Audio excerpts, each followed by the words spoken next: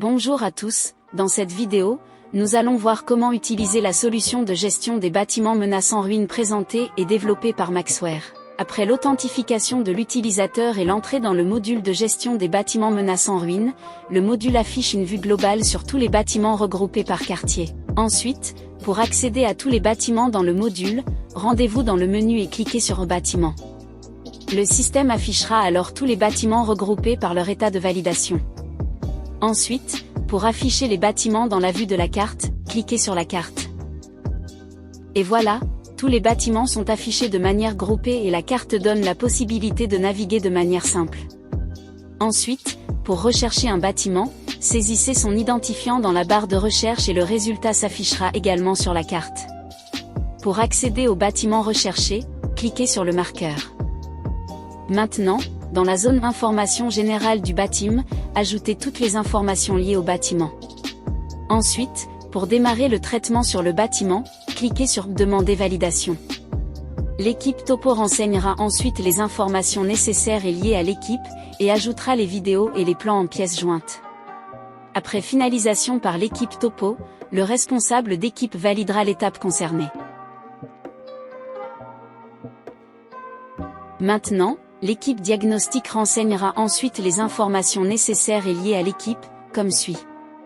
Première étape, saisir structure et matériaux constitutifs. Deuxième étape, saisir pathologie et anomalies.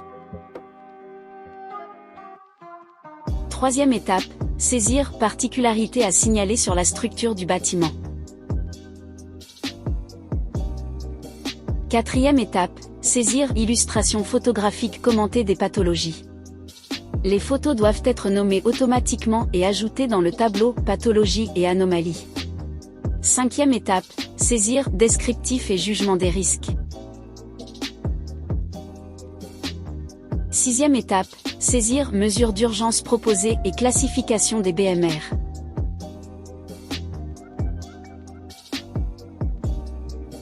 Enfin, ajoutez les résultats des essais effectués en format PDF.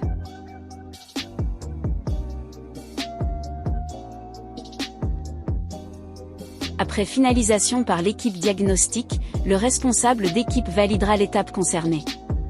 Afin de faciliter la saisie, après finalisation par l'équipe diagnostic, les données saisies au niveau descriptif et jugement des risques, mesures d'urgence proposées et classification des BMR seront automatiquement reportées dans la partie équipe étude.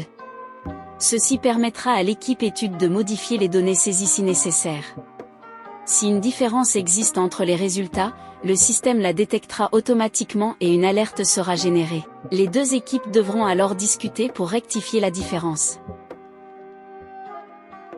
Si elles ne parviennent pas à un accord, elles pourront chacune sélectionner et persister sur leur description et valider le résultat.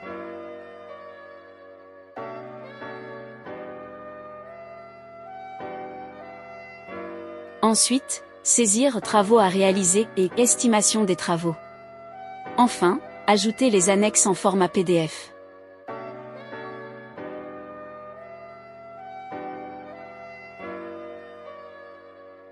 Après finalisation par l'équipe étude, le responsable d'équipe validera l'étape concernée. En cas d'alerte de différence de résultats, le système donne la possibilité au chef de projet d'intervenir pour valider les résultats. Le chef de projet peut sélectionner le résultat de chaque équipe, saisir des commentaires et des modifications. Le système prend en considération le résultat donné par le chef de projet. Pour imprimer le rapport, cliquez sur Rapport d'expertise technique.